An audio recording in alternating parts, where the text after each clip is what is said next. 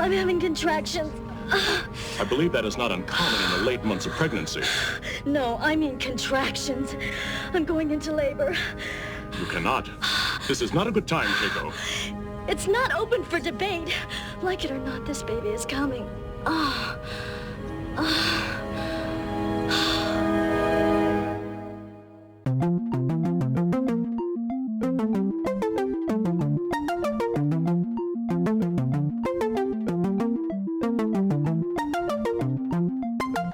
Hello everyone, welcome back to Fully Functional, a TNG podcast. I'm Maggie, joined by Jeff and Dory. Yo.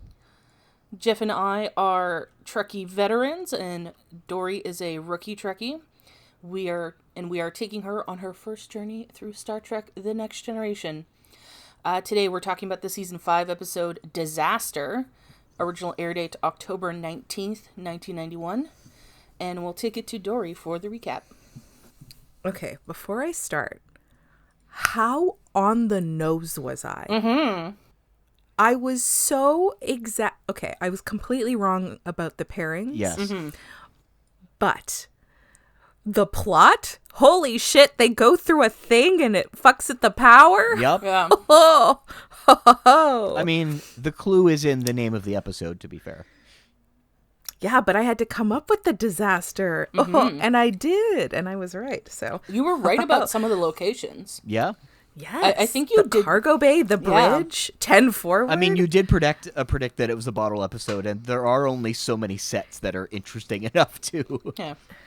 No, but you said Geordi in the cargo in like a storage bay. Yeah. That's true. Yes. You said Worf and Riker in 10 forward, which Riker starts It out was in 10 briefly. forward. Yeah. Yeah, it is brief. Yeah. Mm-hmm. Yeah. Okay. So, I like this episode. This is a good time. Okay. So we start off. They've just completed a mission, and now they've got like some time to like hang out for a few days, which of course is Yeah. a recipe for disaster. Because nobody gets time off in this show. Yeah. I was about to say the first note that I made is everyone has time off. Uh-oh. Yeah. Yeah. Okay, so now we're in 10 forward, and what the fuck? Keiko is pregnant? Mm-hmm. When did that in between happen? seasons, I guess. Or maybe before they got married. Yeah, apparently. And so they're saying, oh, if it's a boy, they're going to name the baby Michael after O'Brien's dad, but also Hero after Keiko's dad. Mm-hmm. So, they've definitely made some decisions. So For the Riker, record, the child will be recast, of course. The next time that Well, it's a baby. Yes. Oh, you mean the newborn Yes. baby is going to play itself in another Well, episode? No, it's just there is something that's very interesting that is extremely uncommon throughout Star Trek. The next casting that the kid gets is their final casting. They remain that through the rest of their appearances for like the next 7 years. Oh, Yeah. wow. Oh, wild. Wow. Okay, so, but Riker, he thinks they should name the baby William. I I mean, wonder he was being why. facetious. I know. Oh my gosh. Yes, I know. Okay, when Riker and Data touch, or the baby's like kicking, and so Keiko's like, you can like touch my stomach. So Riker and Data do, and it's very cute. Both of them have very nice reactions. Data especially, like, it's very sweet. They both get permission. Isn't that wonderful? Yeah, she's like, go for it, and they're like, oh, okay. Yeah, Okay, because even so- like Riker doesn't even ask at first. She specifically tells Riker, here, Yeah. touch. Right? Yeah, And it's then very Data cute. asks permission. Yeah, it's very nice. Okay, so now we cut to Dr. C and Geordi in the cargo bay. And Dr. C is like trying to get Geordi to sing.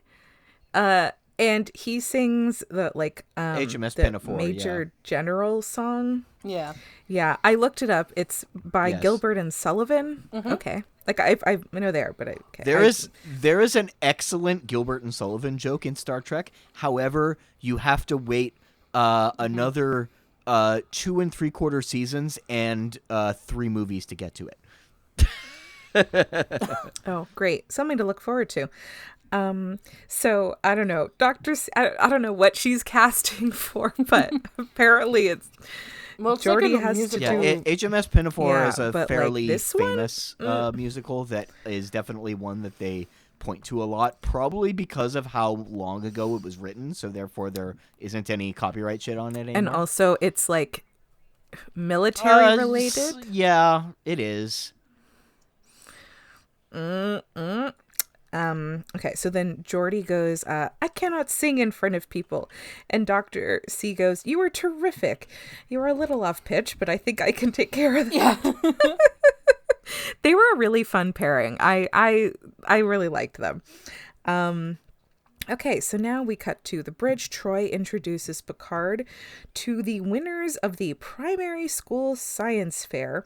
So we meet Marissa, Jay Gordon. Yeah. That's his first name, this absolute sociopath of a child. Yeah, the kid's a little psycho. And Patterson. Okay, so Picard has got his sport mode like coat on. So you know something's gonna happen. I feel like Picard should just stick to his regular uniform. Yeah. Otherwise, if he wears sport mode, then like something's gonna happen. There's too many signs something bad is about to go down. He's in sport mode, and they have time off. Yeah. So And these he are has just to be around omens. children. Yeah, that's like should be the ultimate omen for him, for them to just be like, okay. So he's in the lift with them, and man, it is awkward. Yeah. He also sounds like he's gonna like, I'm like, Picard, please don't start recruiting these children, because then he's like, anybody want to be an officer one day? I mean, he doesn't have a Picard, clue what to leave tell them these al- kids. No, please don't. Yeah. So then he asks like, what did you guys win your projects on? And Patterson. He planted a radish in some dirt grew up all and it grew weird. weird. So I he love won. that kid. Well, he That's said it some was special special dirt. dirt. Yeah. Yeah, that made me laugh. Jay Gordon made something so it could die, and then I don't remember what Marissa made. She didn't get to I don't know finish. who They said- got interrupted by the disaster. Okay.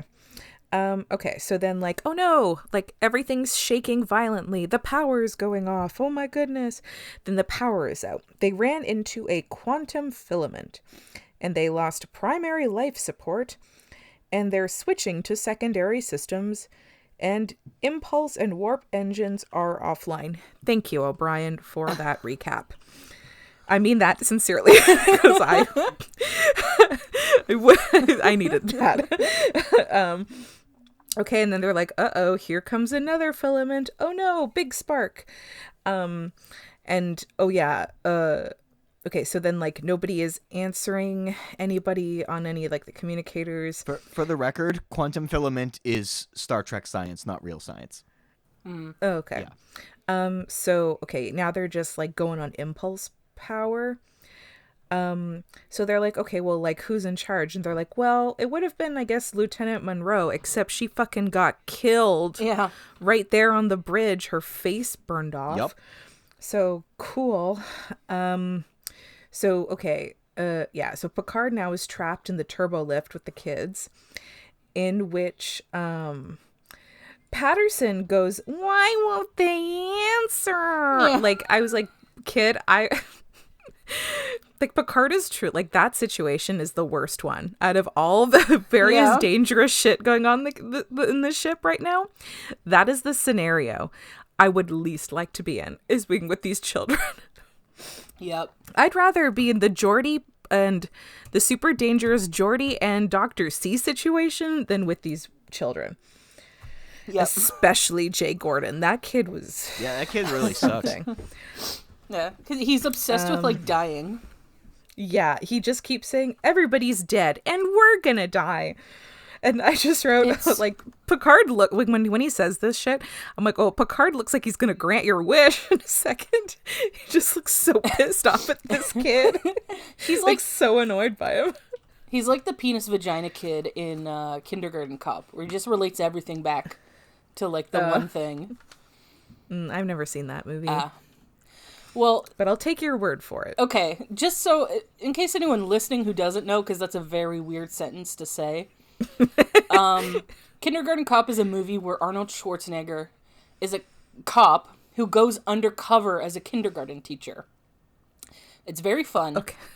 He's looking, because one of the kids' dads is like this criminal he's looking for, right? And there's a famous scene where he sits all the kids down and he's like, we're going to play a game. Who is your daddy and what does he do? And one of the kids is like, my dad's a gynecologist and he looks at vaginas all day long. And like, he keeps saying like, boys have a penis and girls have a vagina. Like, throughout the movie, because that's just, it's a thing he knows. That's his So, yeah, that's his character. So yeah. Jay Gordon is the death, that kid. Yeah. But death version. Yeah. Okay, I can see that. And then Picard orders the kids to stop crying. Yeah, he pretty much does order them. And he's like, everything's going to be all right. Yeah. It's going to be fine. Which Arnie does in the movie. Okay, so now back to, man, the cuts in this, like, back and forth between, like, all the different things was so quick, but so good. Yeah. Like, this episode kept going, not a single lull. Yeah. I thought they did a good job of, like, balancing and keeping tabs on everybody. Yeah, everybody had, like, a high-stakes situation in a different area, so I liked that. Okay, so Troy and O'Brien, they're sending out distress call on repeat, and out from the fucking turbo lift. Mm-hmm. Oh! Is freaking Ensign Rowe. I did not know she'd be back so soon, and I was so happy to see her. Ah! Also, what a fucking cool entrance. Yes, very true. She just like pops out of the turbo, the shaft. It was incredible. So happy to see her. So, yeah, okay. So like basically they determine that Troy is now in charge. Yeah. Because she has the highest rank. Yeah, it's technically equivalent to lieutenant commander, so she's the boss. So, that was a creative decision. They're aware that because something that they've done in Star Trek, but they haven't established very heavily, is that there are officers and then there are enlisted people, but because she has not done the bridge officer training, which I think is something I don't remember if they referenced it yet or not. But anyway, so she hasn't done the bridge officer training, so technically she would not be in line for command. Well, they leave her in charge, and she does a great job considering she doesn't know what the fuck's happening. So good for her. And also, like, finally they give her something to do that's not like related to a romantic plot or a child. Yeah. She gets to be in fucking charge, and she makes the right calls. And, by the way, it's O'Brien who points this out, and he respects her authority. Oh, yeah. I also like that everybody calls her sir. Okay. So, oh yeah, she's like, Troy, right away. As a great leader, she's open to suggestions. Yeah. And O'Brien's like, okay, so we do emergency procedure Alpha 2 and bypass computer control and put all systems on manual override. And then Rose's like, maybe we establish intership comms and stabilize life support. And she's like, great, sounds good. Everybody do it. Yeah. Do that. What is it? Yeah. I was like, what's Picard's thing? We'll make it so. Yeah. I was like, let it be. Like, that's not correct. Make it so. She doesn't say it, but it's basically like, make it so. Okay. So, okay, now we're in 10 forward. And I just wrote, Keiko is going to give birth. 1000%. Oh, yeah. Like, the second, okay, I thought that the second, like, when we saw her first time, I was like, she gonna give birth this episode? And I'm like, no, they just introduced it. And then when, like, now that we had this whole emergency, I'm like, oh, she's definitely gonna give birth during this emergency. There is no question. What's interesting is not once did O'Brien be like, how's my wife? And that's she's not super true. pregnant. Well, he asked for 1 second. Oh, can you see what's in 10 forward? And they're like, no. And he's like, okay. But you know what's funny? She didn't say anything about O'Brien. Yeah. It's just that one mention, and like that's it. I'm like, okay. I mean, I get like he's doing his job. He's got like other things in his hand, but like, I don't know. If my super pregnant wife was like, I don't know, in a disaster, I'd be like a little more stressed, but that's okay. Yeah. It's a stressful situation. I'll allow it. I'm giving him a lot of leniency this episode. And he did ask. He did ask. He but did they're ask like, we for can't like a scan. second. Yeah. And he's just like, okay. Well, there's not much you can't more he tell. can do. It's like, well, we can't Yeah. get any readings, so it's like, Yeah. Okay, so Riker checks with Keiko, and she's fine for now. A little banged up, but she's fine. So they can't get to the bridge, and they can't get to sickbay. But Riker, they can get to engineering, but they have to go the long way. But Riker just immediately, he's like, all right, we're going to assume the worst. We're going to assume everybody on the bridge is dead.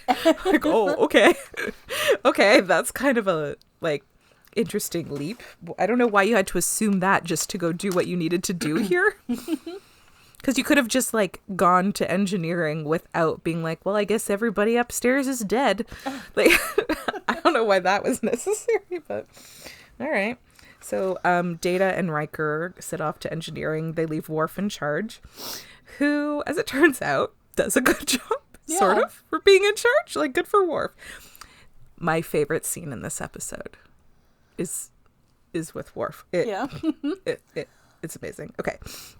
So This back is to not a Dr. good C and time, Geordi. Keiko. Yes. Okay, so Dr. C and Geordi, so they're trying to get like a door open, but they can't. So Geordi's like, okay, if we go into this panel thing, and then Dr. C's like, oh, the wall is hot. And then there's like a small explosion that throws Geordi back, and then it's like green fire, which is plasma fire, and it emits a lot of radiation. I actually initially, when that explosion happened, I thought like Geordi was going to get burns, or that was going to be like the plot in this. 'Twas not. which, by the way, it's it's redundant to call fire plasma fire because fire is plasma. Like, just by its nature. But plasma within within a lot of science fiction is like a separate kind of harnessed energy. So yeah. Which was really confusing when Right, I was so of younger, cour- and I would watch like any X-Files episode where they were making medical references and they start talking about blood plasma, and I'm just like, what? Okay, so like the fire is giving off lots of radiation, and of course the fuck ton of barrels in the room are also totally fine unless they're exposed to radiation. Great. Yep. We love What a coincidence. we love it. We love a ticking Okay. clock. Yeah. Yep. Oh, the tension is high all on this ship, everywhere. Okay, so now they're back in the turbo lift, and Jay Gordon is like, yeah, we're all gonna die, and I'm like, Picard looks like he's gonna kill you. Yeah. So like so then Picard names Marissa. She's the oldest, so he's like, you're my new number one. I just wrote, sorry, Riker. Yeah. Which is weirdly turns out to be sort of correct. He makes Jay Gordon. Also, emphasis on he's Jay Gordon. If Yeah. you say Jay, it is wrong. This kid will let you know. They make Jay Gordon the science officer and makes Patterson the executive officer in charge of radishes, as one does. I wrote in my notes, men will get things so easy. Yeah. Yeah, this kid made a thing for radishes, and now he's the radish officer. I'm like, of course he is. No, I'm kidding. It's fine. So, okay, Riker and Data go into this, like, crawl space. That's, like, the only way they can get through to engineering. But then they see this, like, electricity sort of field in front of them, and they're like, well, fuck. So, okay, Dr. C and Geordi start moving the barrels to where there is less radiation, which turns out to be pointless because the radiation is coming in there regardless. Okay, But it anyways. gives them a little bit more time. It also gives them something to physically do. Yeah. Okay, so now back on the bridge, Ro has engineering stations online. When they're through the filament. Oh, I was like, what the fuck did I write? Okay. So basically what happened is when they went through the filament, it fucked and like weakened the containment field surrounding the antimatter pods. So the field strength is currently at 40% and falling. If it falls below 15%, the field will collapse and the ship will explode. So that's not great. So she like sends the information, like I think, was it now or later? I don't know. At some point they wire the like information to engineering just in case someone is down there. Yeah, I think that's later. To be like, oh, okay. Okay, so Riker and Data, so they're kind of stuck in this like crawl space and they need something non-conductive. So Data basically volunteers to yeet himself into the electricity because he is non-conductive. Okay. And he's like, it's cool. Like there might be some damage, but it might be fixable. Who knows? But Riker's like, he's non-conductive and therefore walks into a big electrical art and it damages him. Yeah, I don't know. But Riker's like, no, let's keep thinking. But Data's like, okay, hear me out. What if we eat my body and you take my head? Yeah. To engineering. And Riker's like, and that'll be fine. And Data was like, yeah, that'll be fine. So then Data just steps out and gets electrocuted until the power stops. And then Riker goes over to him and Data goes, a remarkable experience, Commander. So that was... The next time we see them is almost disturbing. Yeah. Okay, so now we are back to the turbo lift, Picard and the kids.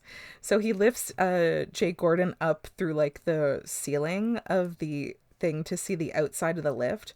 So he's got a broken ankle. So he's kind of like, as it turns out, does not play actually much of a factor in this at all.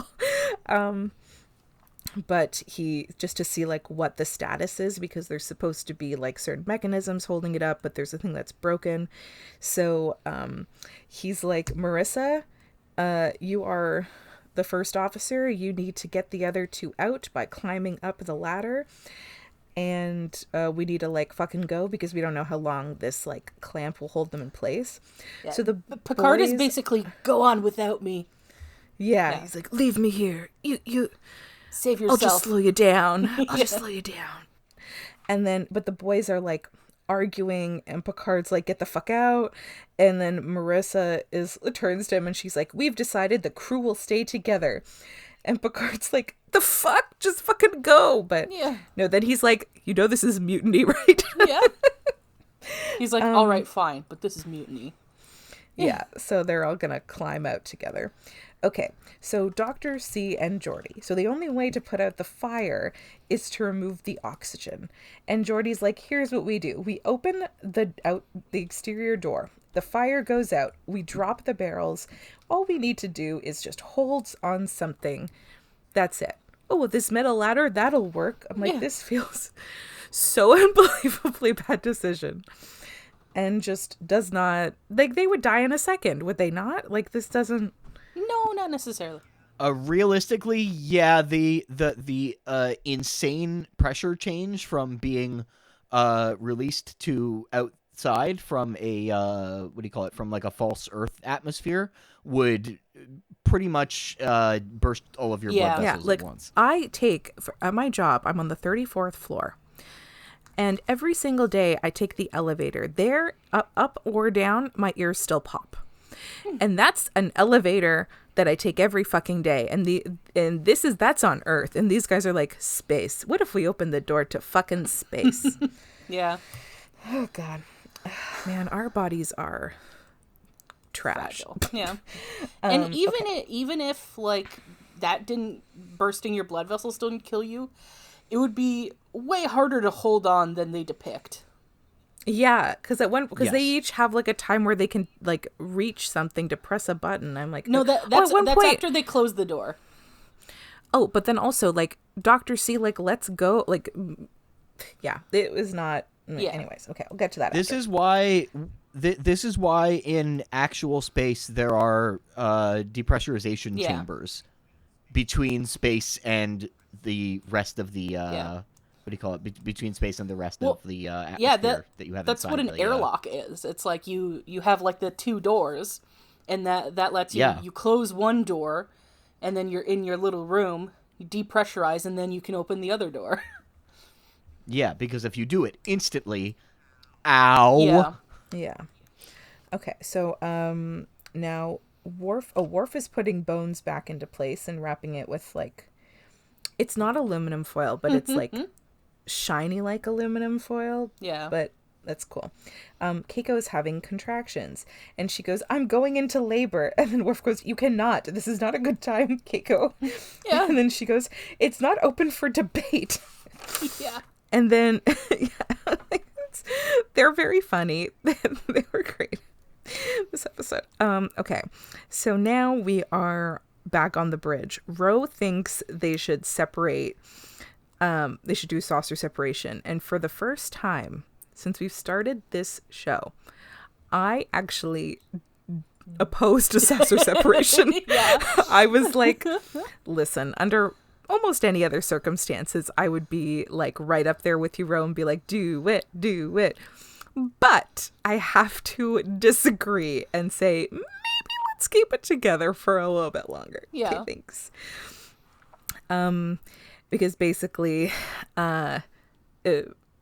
everything could be blown up. Yeah. Oh, okay. Because yeah. Because basically separating the saucer at this point is essentially abandoning everyone in the drive section. Yeah.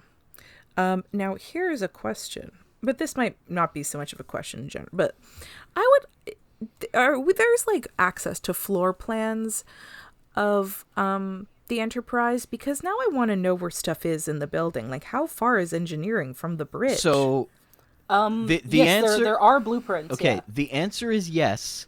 However, the answer is no as to whether or not those were written by anyone who was actually working on the show. Or rather, sorry, no, I think they might have been working with somebody who was like on the show, but they weren't written by or consulted by anybody who was working on the show.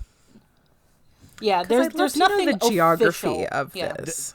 Like, how far 10 forward? Like, where's 10 forward on the ship? They have not established geography 10 of the forward, ship within the writing of the show. Yeah, 10 forward is on deck 10, and it's at That the means nothing front to me. of the ship. 10 forward is in the saucer Yeah, section. I think there's like 40 decks or something like that. Oh, okay. Yeah. So the saucer section is generally this sort of what do you call, like that's where everyone's like quarters is, and like the that's where like people actually live and stuff. Like that's like the habitat mainly. And then the drive section, the bottom part, is like where all like engineering and like more of like the sort of technical and industrial stuff is. Oh, So, so, like- then Christ, like Riker and Data would have had to go Yes. pretty far then to go from 10 forward Yeah, quite literally to across the engineering. ship. It makes it seem like they just walked down one hallway. No. Okay, yeah, because I want to take a look at a floor plan. I want to get a better sense of how far shit is. Yeah. Okay, so we're still on the bridge. Troy still thinks there could be people alive down there, and she tells O'Brien, she says to divert energy from the bridge to engineering, to the monitors there. So in case people are in engineering, they can see what's kind of going on and if they can fix it. So, Ro is like very not happy about this. She's like, the power coupling could go at any moment. If we don't separate now, you could be responsible for everyone's death. But I wrote, yeah, but she'll also be That's dead. like a- So like, Yeah. will she like care a that way much? out of line thing to say, though. Yeah, that was, I mean, she's not known for not, Ro seems to be a pretty blunt person. Yeah. Yes. That was pretty fucked that Yes, she said very that, true. but she does apologize. Yeah. So I do appreciate that. Still a big fan, even though this was like a very harsh Yeah. choices. But anyways. She's also doing okay. it. She she's not doing it to be mean. She like Oh, for genuinely sure. thinks this is the right thing to do. So Yeah, like, because I mean, she doesn't like disobey or like whatever, or like, you know, try to confront Troy. Like everybody seems to just be like, okay, well, Troy's in charge. Okay. And everybody just kind of is like, let's go party. Let's do it. Which I appreciated. Okay, now we are in the turbo lift the shaft, and Picard and the kids are there. Well, Picard's trying to get doors open, not working. They're just climbing to a higher deck, and Picard's like, you know what we need? A climbing song. And I'm like, I beg to differ. I do not think you need a climbing song. Picard's choices of songs so far in this show have been questionable. To me, at the very least. I know other people are fine with them. I don't love it. And he continues this streak of picking a very what the fuck song. He's like, hey kids, what songs do you know? And Marissa's like, the Vulcan and the dog or something. the And happy he's like, Vulcan and his dog. yeah, whatever. And Picard's like, I don't know that one. Do you guys know Frere Jacques? And I was like, honestly, Picard, what the fuck? Yeah. He's just Because trying he's to French. Yeah, it's because he's French, and like I kind of get it. He's trying to, because the one kid is At like least- freaking out and is like, Yeah, but do like Alouette, because then like Yeah. then you gotta list shit. Yeah, that's that true. kind of keeps, other than like Frere Jacques, you're just repeating the same thing over and over. At least like if you got Alouette, you gotta start like adding shit and naming it. I feel like that's a better way to keep your mind off shit. yeah, true. But I mean, so then we get to fucking sit there and watch as each child and Picard sing this fucking song. As we get to sit there in like static. Yeah. As they climb up the fucking ladder, we get to see the entire length of a fucking child, each 3 children As- going up.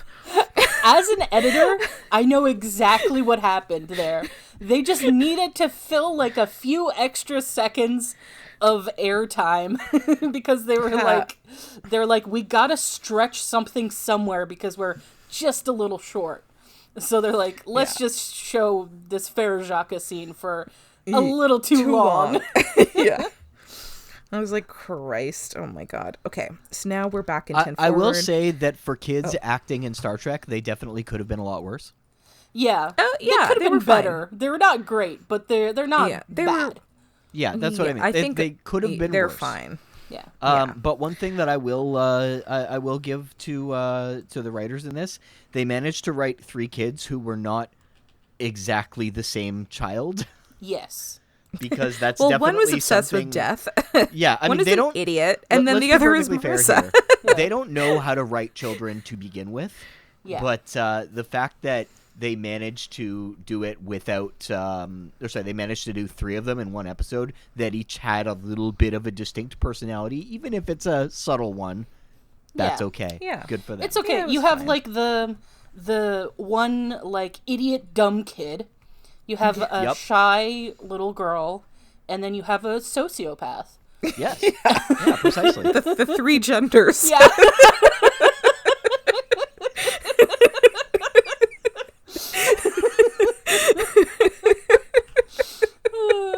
That's good. That's really good. Thanks. So, it could be the name of this episode. The 3 genders. Okay, so back in 10 forward, Worf is with Keiko, and he goes, dilation has gone to 7 centimeters. What the fuck did I write?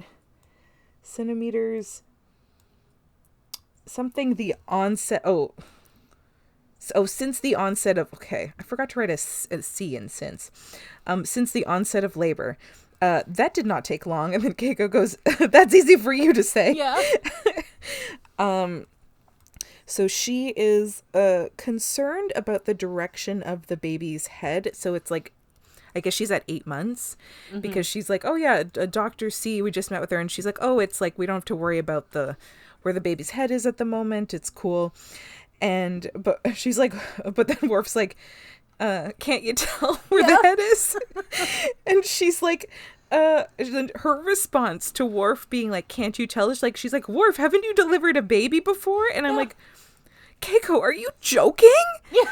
in what universe would you think Worf would have delivered a baby? He works in Starfleet. And then Maybe Worf- it happens. Well, but then Worf goes, yes, no. Yeah. Basically, he did a simulation in which he had to deliver a human baby. So I was like, yeah, that tracks. Yeah. He definitely hasn't delivered a child yet. Okay, so now Dr. C. Okay, now we're back in the cargo bay. Dr. C is giving Geordi basically a play-by-play of all the shit that's about to happen to their bodies. And then they just do it. Basically, she's like, we're going to press the button. The shit's going to fly out. We're going to feel like shit. And then, it's fine. It happens so fast. The fire goes out, all the barrels fly out, and that's it. They're done. They did their mission. Yeah, it's so funny All's because well that ends well, I guess. because she says like we'll have 15 seconds of useful consciousness and then 10 seconds of disorientation. And usually when they give you a time that's like we only have like a few seconds, like on screen it ends up being like fucking 30 seconds or whatever. Yes. This is the one time where it's actually shorter than what they actually said. Yeah, TNG is not great with actual legit timing. Yeah. Because there was another episode where they were doing like a 1 minute countdown, and I timed it, and it was still less than like real life timing, and I was like, you guys, you had extra time. Okay, so now, so back on the bridge, there is basically a near miss with the thing overheating, but O'Brien fixes it, and Ro is like, we gotta fucking detach, we gotta separate, but Troy is just like calm, cool as a cucumber. She's just like, no, we will not. Yeah. We're giving it another chance. She's like, we will separate when I say we will separate. Yeah, it's basically showing like, you that she's gained confidence in her authority. Yeah, she excellent. A++. Okay, so now we're in engineering, in which we see Data's head just sitting on a counter with a bunch of wires plugged into it. And fun background corner moment. So the entire disconnecting Data's head thing came from a funny idea that the writers had with each other, where they were like, hey, what if we got Riker to carry Data's head around the ship? And they thought it was like real funny. They were cracking up at the idea, and they decided to write it into the script. And they're just like, you know what? We're gonna write it for fun, but there is no way that the producers are gonna let us do this. Yeah. And while they didn't have an actual scene of him carrying around, they kept it in the plot. Yeah. Yeah. I mean, I do think funny. It's funny. It is. Yeah. It's very funny. No, it is. I wish we did get to see him carrying Data's head around, though. Yeah. I think the prop hadn't been built at this point. Oh, wait, no, they had one from the original. It probably would have looked too shit, to be honest. I mean, it didn't look good then either. Yeah. Yeah. Okay, so now the containment field is down to 18%. Can they fix it? So Riker is basically using tools on like Data's head as he's plugged into the computer. And Data goes, you must hurry, Commander. The containment field is dropped to 16%. Then Riker goes, I'm trying. You need a bigger head. So Riker he gets the right connection going so Data can get the field back up. And they've saved the day. Good job. Like, of all the people you'd think who would save the day for engineering, wouldn't have guessed Riker. But good for him. I mean, it was a lot of coaching from Data, but also, I guess Data did technically bring it down. So, like, good job to everybody. So then back on the bridge, they can see that it's, like, going back up. All is well. So Ro goes to Troy and says, I was wrong, counselor. And then Troy goes, you could have easily been right. Yeah. Like, yeah, I appreciate the apology, and I appreciate, like, she's apologized to me personally. Yeah. And I do like that Troy was like, listen, you weren't out of line for suggesting that, but yeah. Okay, so now Picard, they finally get a door open. Him and the kids climb out, and they're like, oh, we did it. Yeah. Okay, so now back in 10 Forward, Worf and Keiko. Worf goes, congratulations, you are fully dilated to 10 centimeters. You may now give birth. Yeah. And then Keiko goes, oh, that's what I've been doing. Yeah. And then Worf goes, well, bearing down is the next stage. It should start at full dilation. Why has it not begun? And then Keiko goes, I don't know. I don't think it's up to me. It happens when it happens. And then Worf goes, my computer simulation was not like this. That delivery was very orderly. Yeah. And then Keiko goes, well, I'm sorry. Yeah. Then Worf goes, did you feel any uncontrollable urge to push? And then Keiko like nods and grunts. And then he goes, good. You are bearing down. Now you must push with each contraction. And I must urge you gently, but firmly to push harder. Then he goes, push, Keiko. Push hard. Push, Keiko. Push. Push. Push. And she goes, I am pushing. Yeah. And then they show that looks like basically a newborn baby, a full out like naked newborn baby. Mm-hmm. How do they get a newborn I mean, looking the baby? kid has hair, so Yeah. there's that. Yeah, but Actually, like babies are born with hair. Babies, Yeah, Oh. I think either me or one of us had like I think it was my brother. One of us had like hair when we were born, so that's not that weird that this kid had hair. that baby's probably like a couple months old at least. It's a little Yep. big for like a complete newborn. It is really impressive that they did makeup on a child, though, of that age. Yeah, that baby was gunky, Yeah. kind of gross. And it was a very So- calm baby too. Yeah, Worf cuts the umbilical cord, and then was like, "Oh, I'll give a smack to like," because the baby was quiet, and I got nervous for a second. I'm like, "There's no way they would have a dead baby immediately, like on this show, no way." Yeah. And then she started to cry, and then Worf wraps her up in a little blanket and gives her to Keiko, and it's very cute. Okay, so now they're heading to Starbase 67 to undergo repairs. Back on the bridge, Troy comes up with the children and goes over to Riker sitting at the chairs, like the head. What is the throne? What is Picard's seat called? The helm? I don't know. What is it? It's like Does he have the is there a name? command chair or whatever. I don't know what the name is. The captain's chair? Should I Yeah. just call it that? Yeah. Okay, yes. He calls it the big throne. chair. The big chair, yeah.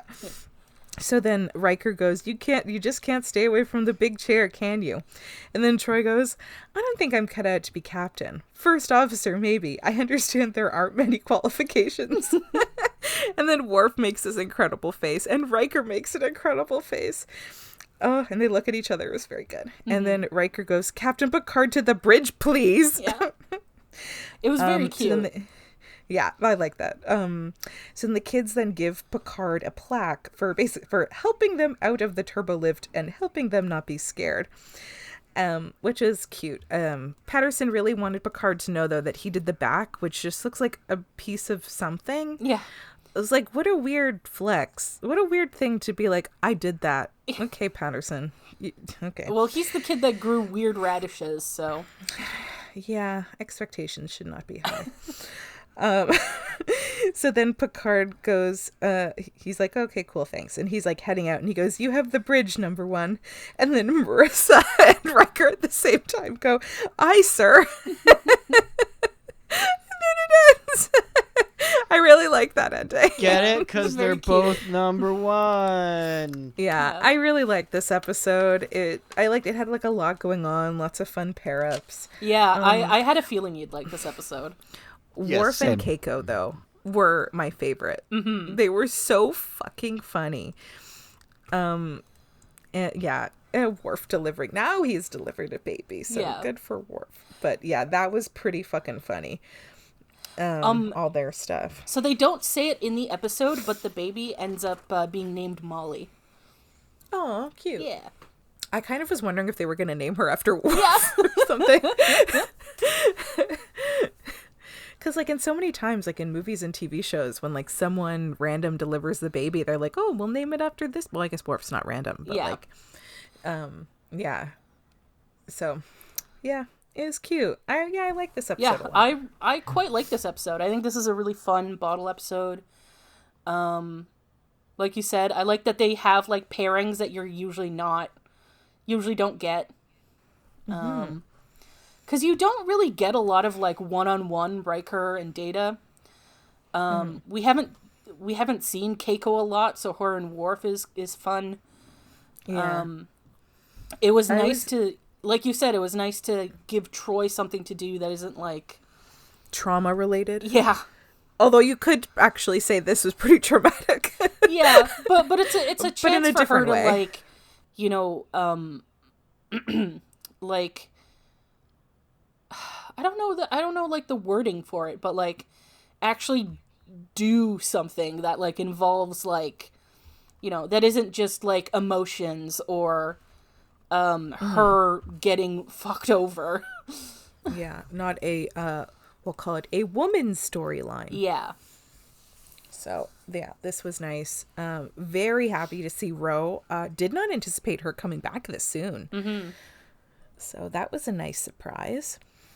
Yeah, it was just a fun episode. It was like intense. Like stakes could not have been higher. Even though like I knew nothing was going to happen to anybody that like of the main cast. Yeah. But like still was like ooh. Yeah, and it's TV, so like every sort of bit of tension is like just by nature is kind of contrived, but I felt like they did a good job of making every dilemma like feel organic and make sense and not like it's you're just trying to build tension for the episode. Everything felt like sort of a natural consequence. Mm-hmm. Yeah. I do have like lots of questions in terms of a follow-up for this episode. Mm-hmm. What I want to know more about the show Dr. C is casting. Do we get to see it? Do we I don't think get so. to hear Geordi sing? Because I'll be honest, that his audition was not great. Yeah. His one line he's saying was like talk singing. So I think this like is a they have it's sort of a little background detail where they've done it a little bit before also, where we just see that Dr. Crusher likes to put on like plays and musicals. So like Yes. that's kind of what she does in her spare time. Like I know she did like the acting thing because she got Reg in there. Yeah. So you But see, I'd love to see more. yeah. So this comes up like a couple times throughout the series where it's just like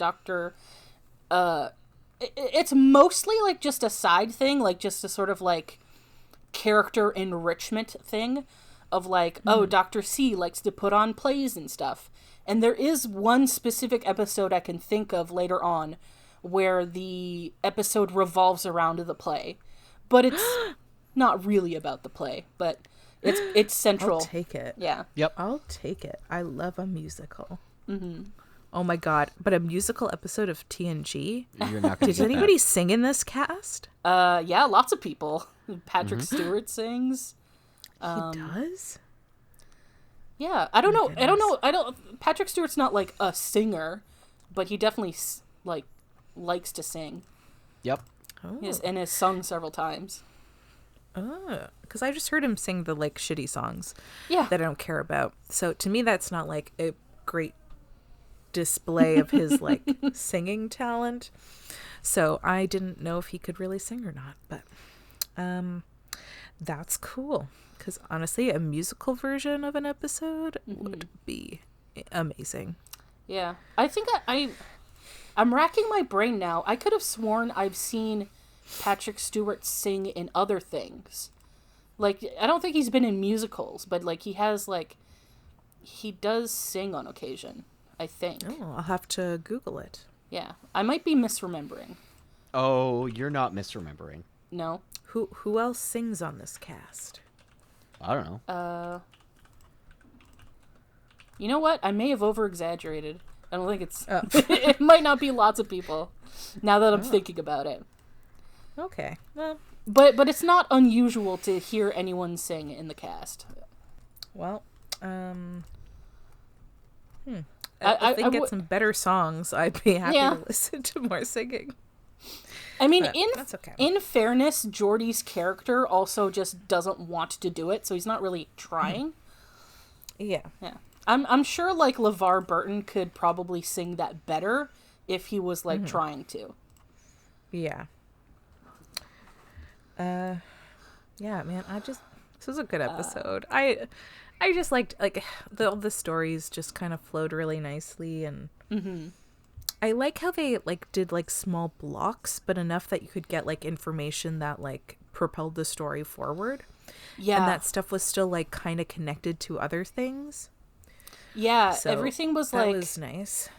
There was a decent amount of like interconnection between people's like sort of scenarios, right?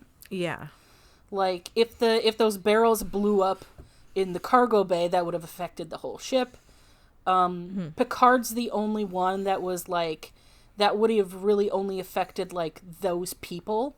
However, your captain dying would be a big deal, and children dying would be a big deal.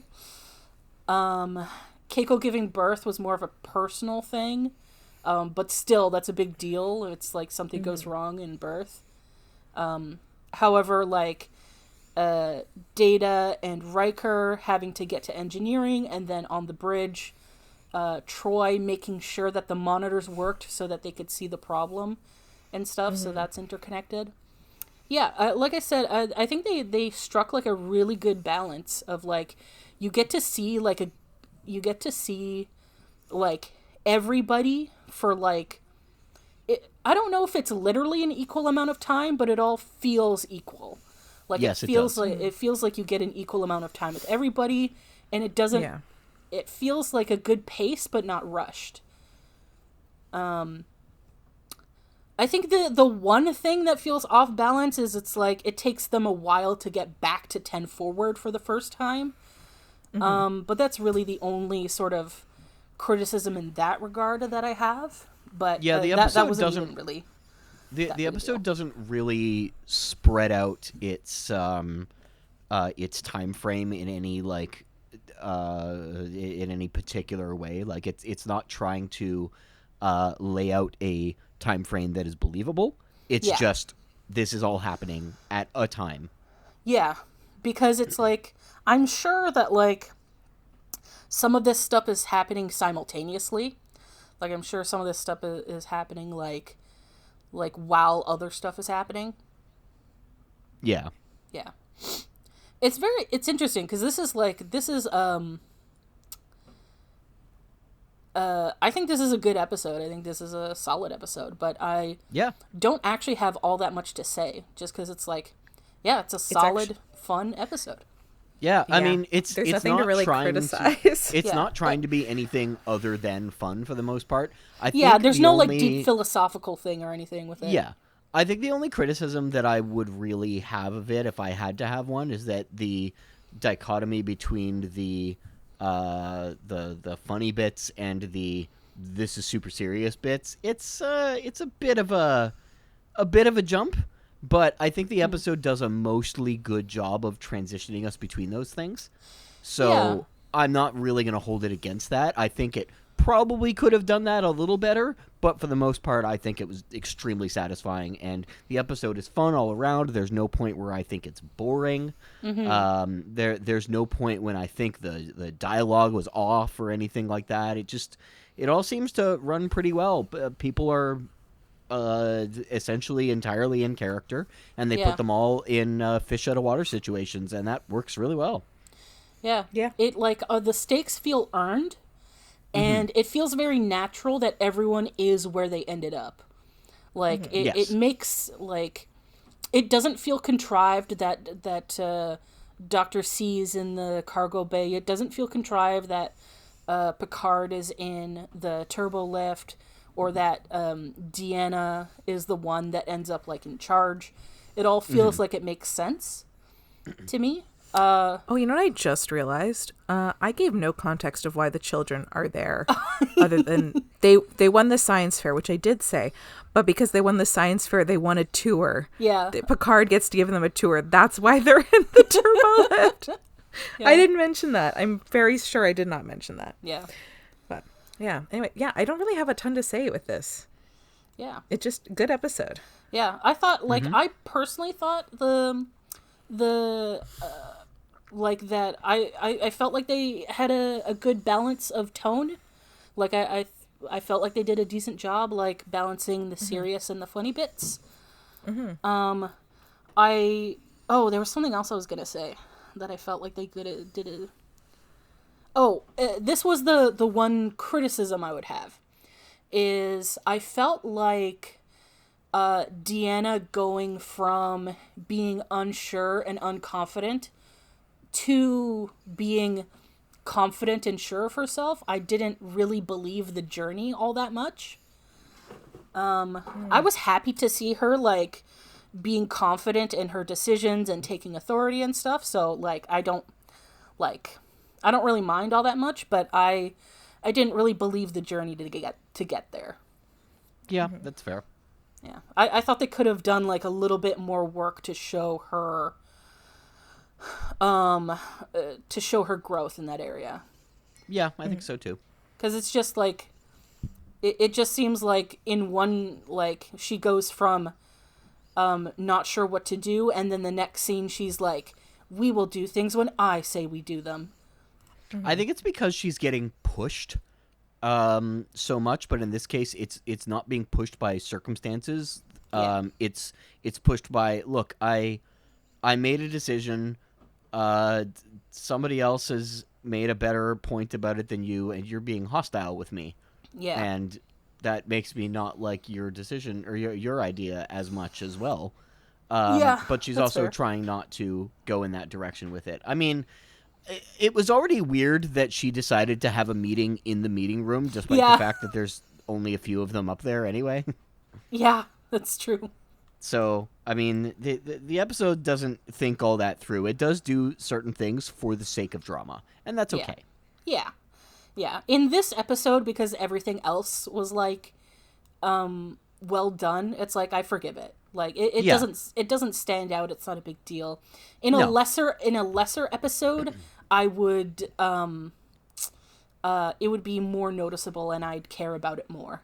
Yeah, I think so too. I mean, the episode is not deep in any way, and it is not trying to be in any way. It is a solid 44 and a half minutes of entertainment, and it does a good job at entertaining me for 44 and a half minutes. Yeah. I just picked a number out of my ass. I don't know exactly how long it was. I think that is the length of an episode. It's like 44, 45 minutes. I think this one was slightly less, like, because my file was 45. Yeah, my illegally downloaded file. Shit, our thing's gonna shut down now. Was 45 and a bit minutes long, and if you include credits, allegedly illegally downloaded. Yeah, I mean, maybe I just have the masters because I work for Paramount. Who knows? Who knows? According to Netflix, it's 45 and a half minutes. All right. Well, that's not including. It would have been 44 if they didn't do that really long shot. No, that's not including credits and intro. Oh yeah, true. Or that is including credits and intro. So yeah, I'm not sure exactly. Anyway, yeah. I guess we should move on to favorite moments and lines and things of that nature. Sure. Mm-hmm. Worf and Keiko. Yeah. The birth. I enjoy Data's head. Was pretty funny. I thought they did a good job of that effect of making it look like his head was separate and sitting on the table. They did. Because it's in HD now, I see how they did it. Yeah. Did he just sit under the table? Well, no, I just assumed they just have like the table around him. Well, there's a mat in front of the camera blocking the lower part of it. And you can see the mat, but you only really see it if you're looking for it. Mm-hmm. So they did a very good job of that, I think. Yeah. Mm-hmm. Yeah, I just like I really I liked seeing Ro again. But yeah, like my favorite bits were with Worf and Keiko. That was pretty fucking funny. Mm-hmm. Yeah, I did the whole conversation before, so I don't need to do it again. But yeah, I guess that's my part. Yeah.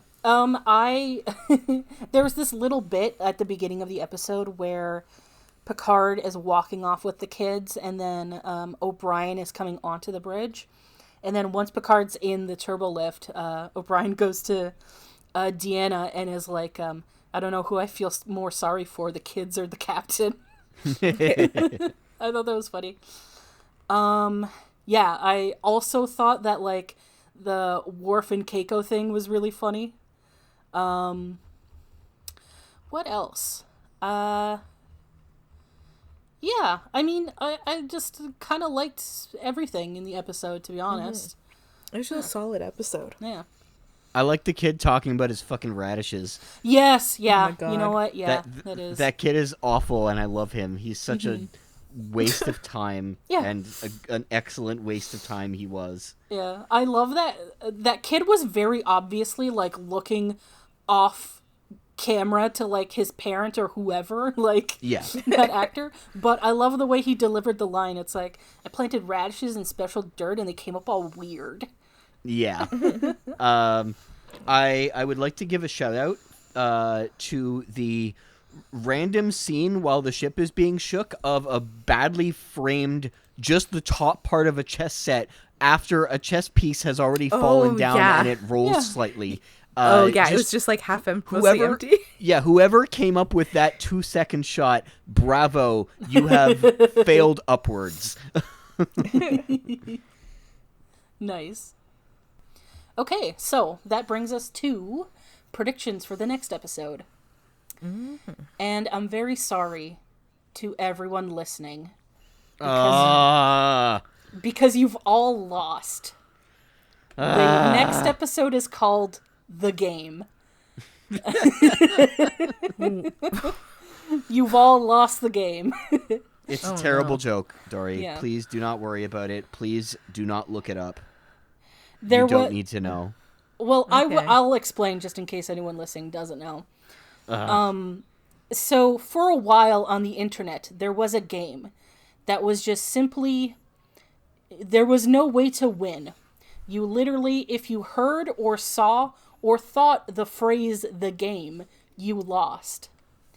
So there was lots of memes and lots of, like, tricking people into seeing the phrase "the game," and if you saw it, you lost. So it's like there was a lot of "you just lost the game" and stuff like that. It was like Rickrolling, but with the phrase "the game" instead of a Ew. song.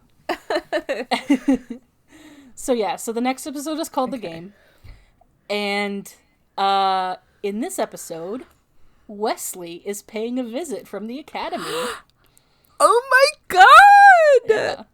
However, when he gets to the ship, people start acting weird. Oh. For the record, this has nothing to do with the Michael Douglas film, The Game. I don't know that movie. Good. Okay. Is it because Picard paid everybody a bunch of money to pretend they don't know Wesley? If that's what you want to go with. Yeah. So the crew is normal at first, but things start getting weird. Like, I'll say magic-wise? Or like, or like... Their behavior becomes not what you'd expect. Oh. Is Wesley on a power trip because he's like in school and he thinks he's so cool? Or like, are they reacting to him, or they're just reacting on their own to something? That's for you to decide. Maybe. Okay, we're going a little. Okay, so maybe they have like a lunch to be like, welcome back, Wesley. And everybody eats a thing except for him. And everybody starts acting weird because there was something in the food that was like this particular dish that's like making people like maybe be something. I don't know what the behavior is that they're doing differently, but maybe that's what's like setting it off, and Wes has to like figure out, like,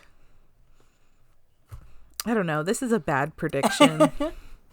So you're saying everyone gets sort of like like food poisoning? Personality food poisoning. Yeah. Yeah, that's what I'll go with. All right. It's bad. It's not a good prediction. I think we can confidently say I'm already wrong. Yeah. So join us to see how wrong I am.